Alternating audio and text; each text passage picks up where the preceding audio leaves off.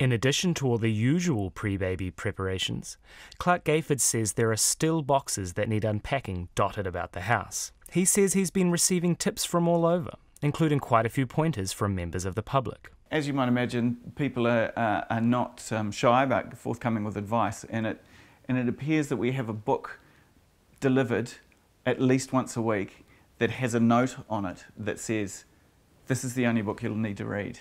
And they're all completely different books. And I have a stack that must be about 10 high now, so yeah, it's a bit daunting. Which ones do you tackle? Since the announcement in January that he's going to be the primary caregiver, he's had lots of stay-at-home fathers offer their advice about what to expect. They all unanimously say it's the best thing that you're ever going to do. I haven't had anyone come up and whisper, run away, just yet. Do they have more specific advice to you? Kind of things that are like, hey, look, these are the 3 things you need to do. Just, you know, well-meaning bits of advice around, what did some wise sage come to me the other day and said, become friends with your child through each stage of your child's development. And I was like, okay. He was almost stroking his beard as he told me this. And I was like, right, okay, I'll remember that. Clarke Gayford says he's reluctant to hog the limelight.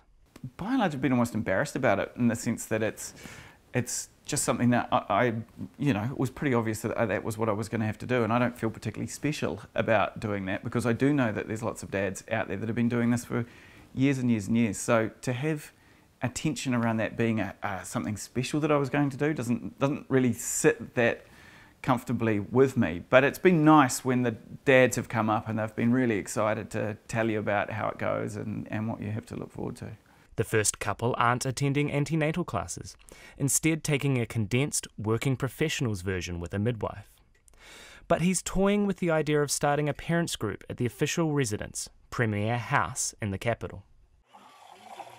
In the Wellington suburb of Wilton, Brendan Miller is hosting this week's Dad's Coffee Group for stay-at-home fathers. It's been going since about 2011, and he's been attending regularly since he took over as the primary caregiver for his 2 daughters about 2.5 years ago, while his wife went back to work as a corporate lawyer. It's pretty easy. We just we have a Facebook group that we use to communicate to the 50 or so members around Wellington. Every week we just chuck up an event, whether it's a coffee at someone's house or go and play at a park or go to a beach or just go and do something outside.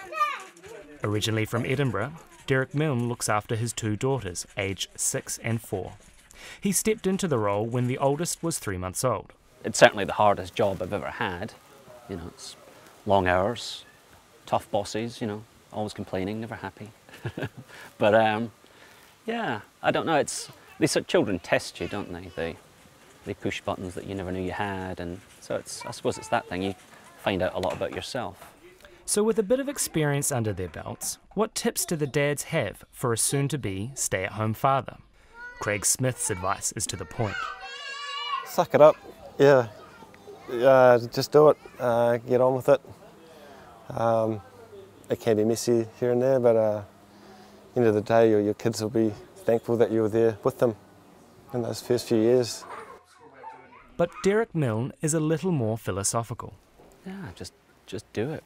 Enjoy it. I think it's easy to get lost in the minutiae of tantrums and nappy changing and stuff, but you know, look at the big picture and you know, enjoy it. Remember to enjoy it because time moves fast and before you know it they'll be up and gone, and so yeah, enjoy it.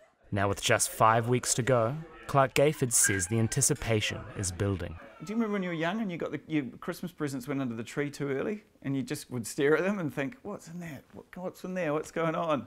It's like that now. So, you know, the reality's there. We know that we're going to have a child, and now I'm you know, pretty excited to meet it. Prime Minister Jacinda Ardern is due to give birth next month. For Checkpoint, Hamish Cardwell.